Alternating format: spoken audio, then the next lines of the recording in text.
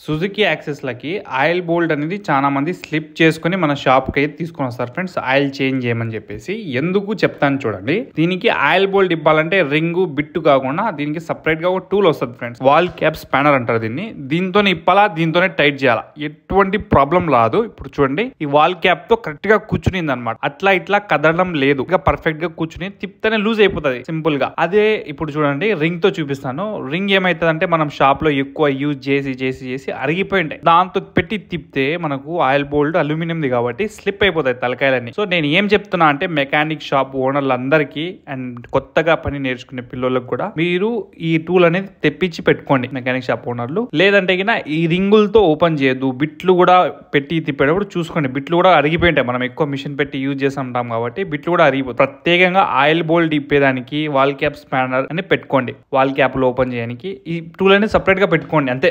దాని పని ఇంకే దానికి యూజ్ చేయకూడదు, ఆ అల్యూమినియం బోల్డ్లకే పెట్టుకోవాలి. ఇప్పుడు చూడండి షాప్ పెట్టి మేము 5 సంవత్సరాలు అయింది, ఇంతవరకు ఏం కాల, టూల్ డ్యామేజే కాలేదన్నమాట. జస్ట్ 250 రూపీస్, ఏం పెద్ద కాస్ట్ కూడా కాదు. దీంతో కస్టమరు సేఫ్ గా ఉంటాడు, ఆయిల్ బోల్ట్ సారికి మార్చుకోకుండా మనం సేఫ్ గా ఉంటాం, టైం వేస్ట్ కాదు, టక్కని తీస్తేనే వచ్చేసరి. ఈ కస్టమర్ అనేది షోరూమ్ సర్వీస్ అయిపోయిన తర్వాత ఇంకా మాకే ఇస్తున్నారు, ప్రతిసారి ఈ వాల్ క్యాప్ స్పానర్ తో ఇస్తున్నాము.